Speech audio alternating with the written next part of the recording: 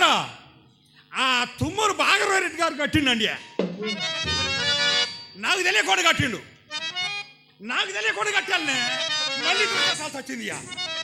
అదే నేరుగా నా గుడిసెకాడ కడితే ఇక కట్టే పని లేదు.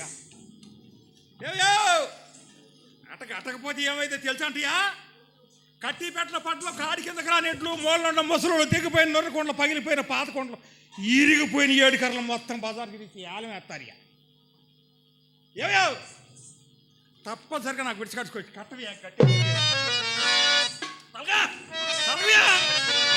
తొలగిపో నిండయ్యా త్వరలో పెద్దింటో నీ తొలగిపో నిండయ్యా త్వరలో చింతయ్య తండో తొలగి